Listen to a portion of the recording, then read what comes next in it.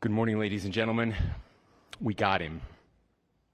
On the evening of September 11th, a family member of Tyler Robinson reached out to a family friend who contacted the Washington County Sheriff's Office with information that Robinson had confessed to them or implied that he had committed the incident. This information was relayed to the Utah County Sheriff's Office and scene investigators at Utah Valley University. This information was also conveyed to the FBI. Investigators reviewed additional video footage from UVU surveillance and identified Robinson arriving on UVU campus in a gray Dodge Challenger at approximately 8:29 a.m. on September 10th, in which he is observed on video in a plain maroon t-shirt, light-colored shorts, a black hat with a white logo, and light-colored shoes. When encountered in person by investigators in Washington County on September 12th, in the early morning hours, Robinson was observed in consistent clothing with those surveillance images. Investigators interviewed a family member of Robinson who stated that Robinson had become more political in recent years. The family member referenced a recent incident in which Robinson came to dinner prior to September 10th, and in the conversation with another family member, Robinson mentioned Charlie Kirk was coming to UVU. They talked about why they didn't like him and the viewpoints that he had. The family member also stated Kirk was full of hate and spreading hate. The family member also confirmed Robinson had a gray Dodge Challenger. Investigators identified an individual as the roommate of Robinson. Investigators interviewed that roommate, who stated that his roommate, referring to Robinson, made a joke on Discord. Investigators asked if he would show them the messages on Discord. He opened it and showed several messages to investigators and allowed investigators to take photos of the screen as each message was shown by Robinson's roommate. These photos consisted of various messages, including content of messages between the phone contact named Tyler with an emoji icon and Robinson's roommate's device. The content of these messages included messages affiliated with the contact Tyler, stating a need to retrieve a rifle from a drop point, leaving the rifle in a bush, messages related to visually watching the area where a rifle was left, and a message referring to having left the rifle wrapped in a towel. The messages also refer to engraving bullets and a mention of a scope and the rifle being unique. Messages from the contact Tyler also mentioned that he had changed outfits. I know there has been speculation as well as to the writing on those casings, those bullet casings, and I believe we have that as well. And I will share that with you now. So the area north of Campus Drive Road where the suspect crossed over, you saw some of that in the video that we released last night, consists of a grassy area with trees on the edge of the UVU campus. Investigators discovered a bolt-action rifle wrapped in a dark-colored towel. The rifle was determined to be a Mauser Model 98 30-06 caliber bolt-action rifle. The rifle had a scope mounted on top of it. Investigators noted inscriptions that had been engraved on casings found with the rifle. Inscriptions on a fired casing read, "Notices, bulges, capital O-W-O, what's this, question mark." Inscriptions on the three unfired casings read, "Hey fascist, exclamation point, catch, exclamation point." Up arrow symbol, right arrow and symbol, and three down arrow symbols. A second unfired casing read, "Oh Bella Chow, Bella Chow, Bella Chow, Chow Chow," and a third unfired casing read, "If you read this, you are gay, LMAO."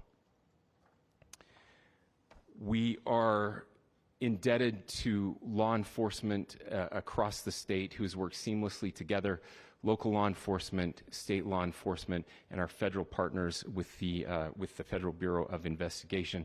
We're grateful for everyone who worked together in such a short amount of time to find this person and to bring justice. I want to thank the public who has been so engaged reviewing videos, helping us with sending in tips, and helping us get to this point.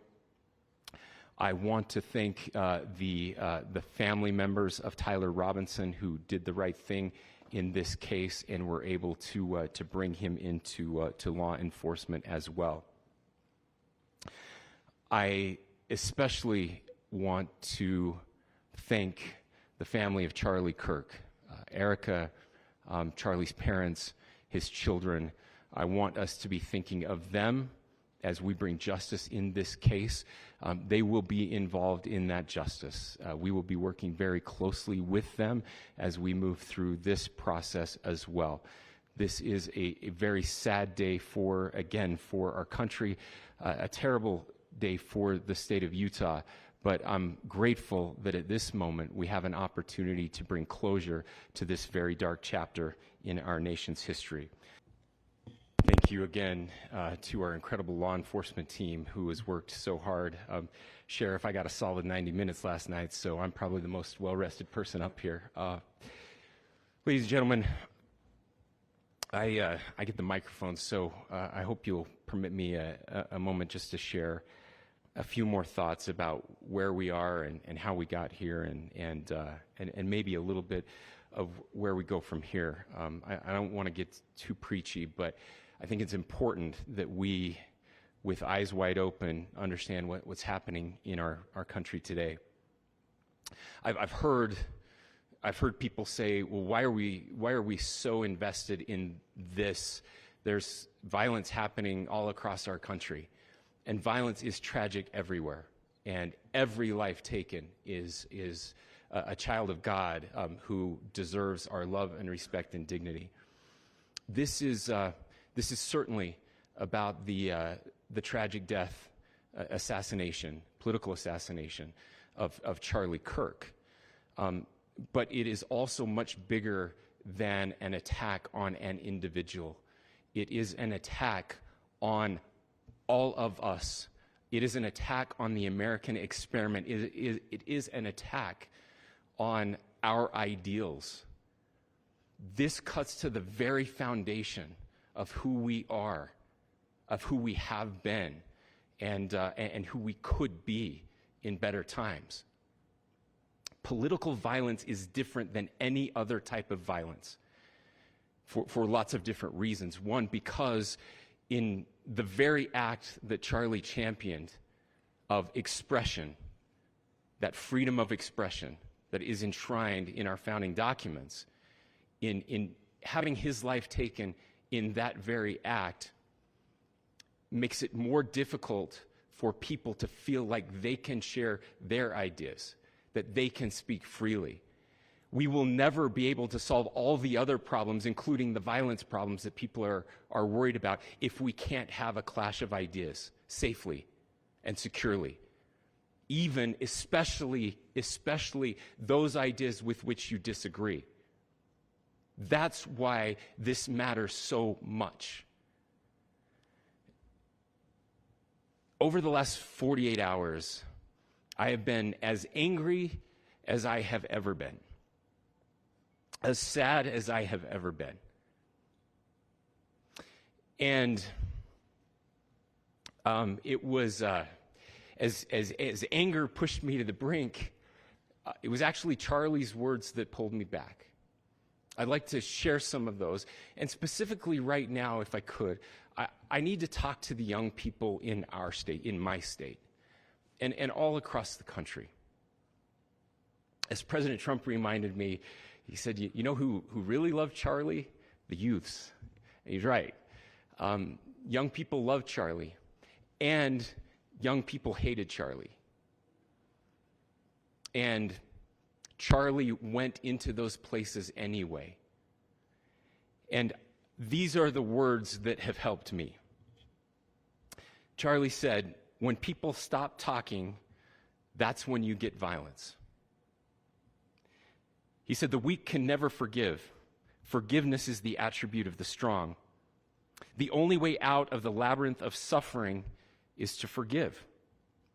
Welcome without judgment, love without condition, forgive without limit. He said, Always forgive your enemies. Nothing annoys them so much. A few months ago, I referenced this last night, Charlie posted to social media, when things are moving very fast and people are losing their minds, it's important to stay grounded. Turn off your phone, read scripture, spend time with friends, and remember, internet fury is not real life. It's going to be okay. He again said, when you stop having a human connection with someone you disagree with, it becomes a lot easier to commit violence. He said, what we as a culture have to get back to is being able to have a reasonable agreement, where violence is not an option. Now, again, to my young friends out there, you are inheriting a country where politics feels like rage. It feels like rage is the only option. But through those words, we have a reminder that we can choose a different path. Your generation has an opportunity to build a culture that is very different than what we are suffering through right now. Not by pretending differences don't matter, but by embracing our differences and having those hard conversations. I think we need more moral clarity right now. I hear all the time that words are violence. Words are not violence. Violence is violence. And there is one person responsible for what happened here. And that person is now in custody and will be charged soon and will be held accountable. And yet, all of us have an opportunity right now to do something different. I want to thank my fellow Utahns.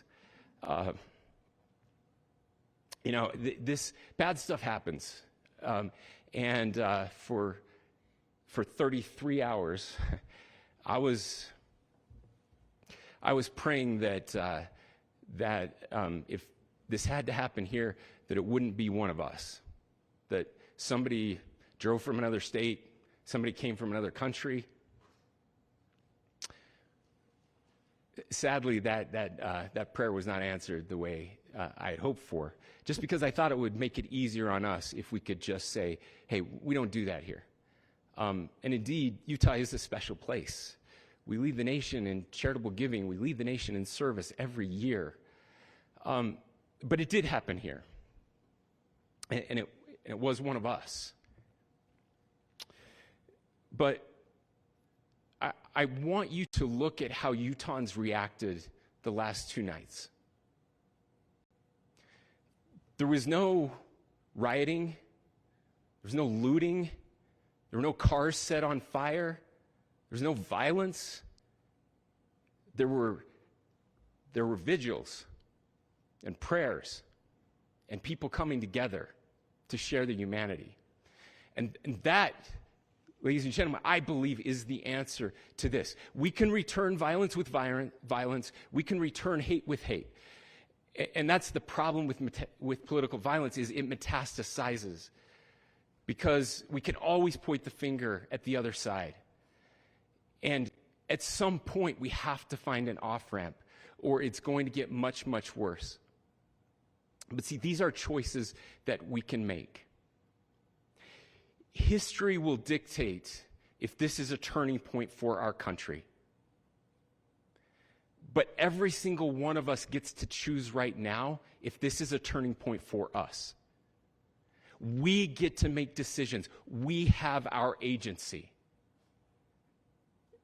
And I desperately call on every American, Republican, Democrat, liberal, progressive, conservative, MAGA, all of us to please, please, please follow what Charlie taught me. I'll just conclude with words I share often from a friend and author, Yuval Levin, who was asked if he was optimistic about our country. And he said, I'm not optimistic. He said, I hate optimism. Like, that sounds bad. But he said, optimism is a vice. It's this idea that good things are just going to happen. And he said, in the history of the world, good things have never just happened. He says, I'm not optimistic, but I am hopeful. And hope is the virtue that sits between the vices of optimism and pessimism. Hope is the idea that good things are going to happen because we can make them so. I still believe in our country. And I know Charlie Kirk believed in our country. I still believe that there is more good among us than evil. And I still believe that we can change the course of history. I'm hopeful because Americans can make it so. Ladies and gentlemen, we're happy to answer any questions you might have. Governor, can we speak to whether the suspect is speaking with authorities and his demeanor, Tyler Robinson, when he turned himself in? I cannot speak to that right now.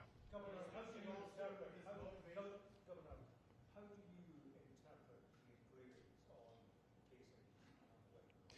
Well, I will leave that up to you to interpret what those engravings mean. I think the clearest one that says "catch fascist," there's not, and by the way, that's like catch like a ball, catch this. That's I think that speaks for itself. Governor, you indicated that he had been communicating. Please. Talk about this level of hatred that this person expressed. Beyond that, is there anything in your view that you discovered that may have radicalized or changed him to prompt him to commit such a horrific? There's nothing more that we can share at this time. Governor, you indicated that he had been communicating with a friend on Discord about the gun. Do you anticipate any more arrests? We do not at this time have any information that would lead to any additional arrests. Do you believe he acted alone? Yes, but the investigation is ongoing. How he came into custody of police and where he is right now? Yes, so right now, Mr. Robinson has been booked into the Utah County Jail. You heard the president this morning report that he was taken into custody, that his family and a friend helped to deliver him into custody of law enforcement in Washington County. For those of you that don't know where Washington County is, it is the southwesternmost part of the state of Utah. It's about a 3.5 to 4 hour drive from here, where we are right now, and that's where he lived and where they turned him in. Please, I'll go here. I can't share any more than what I've already shared. Yeah.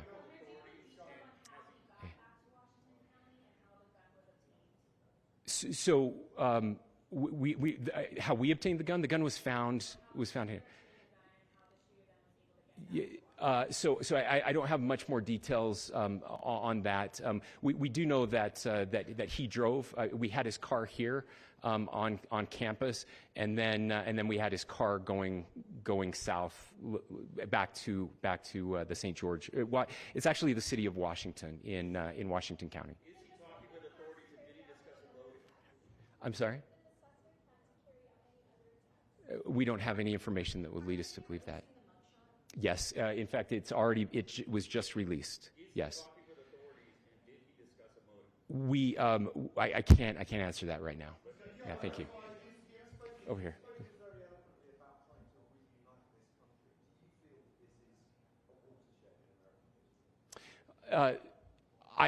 I absolutely believe that this is a watershed in American history. Yes. The question is, what kind of watershed? And that chapter remains to be written. Is this the end of a dark chapter in our history, or the beginning of a darker chapter in our history?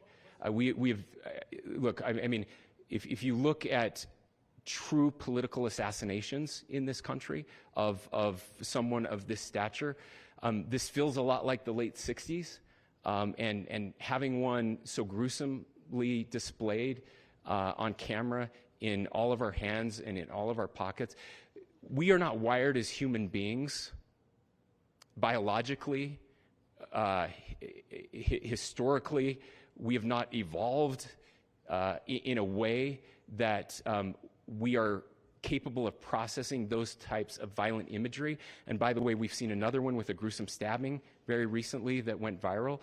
This is not good for us. It is not good to consume. Social media is a cancer on our society right now, and I would encourage Again, I would encourage people to log off, turn off, touch grass, hug a family member, go out and do good in your community. That is happening, and it's happening organically right now. I had a friend in a small city in Utah who said, we're getting together.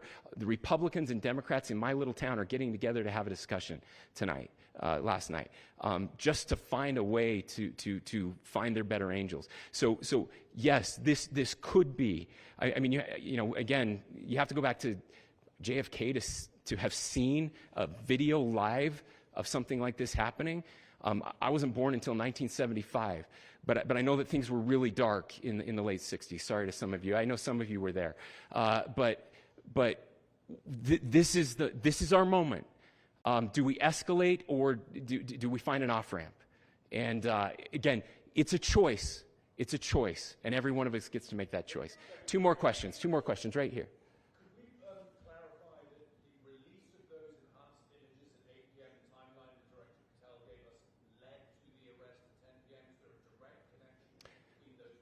I cannot comment if there is a direct connection or not, but all I can say is that that through some process, the family came to know that this had happened. One more thing, Governor. Could you just clarify the clothing issue you mentioned earlier? Was he changing outfits? Correct. Yes. So when he's first spotted on campus, he has different clothing on, and then he changes clothing on the roof, and then changed back into that clothing at some point, so that when he was apprehended, when he was arrested, the clothing matched the clothing he had on before the shooting here at UVU. Last question here. Yes. Suspect was from Utah. Can you kind of tell us a little bit more about where, and was he a student here at the scene of the shooting, and is there any history of mental illness? Yeah. So I don't have any information on the mental illness part. He was not a student here at UVU. He was living and had lived for a long time with his family in Washington County, in the southernmost part of our state. Thank you, everyone, for your great work in getting this information out. I just say, process-wise, this may be important. I know many of you aren't familiar with the process in Utah. I think it's important that you understand that. Basically, we have 3 days for charging documents to be filed. A CI will be filed. We'll have more information then, more detailed information as those charging documents are filed in preparation for a preliminary hearing. So 3 days. So we would anticipate then that early next week those charging documents will be filed. We will obviously be working. The county attorney will be working very closely with Mr. Kirk's family as those documents and decisions are prepared and made. Thanks, everyone.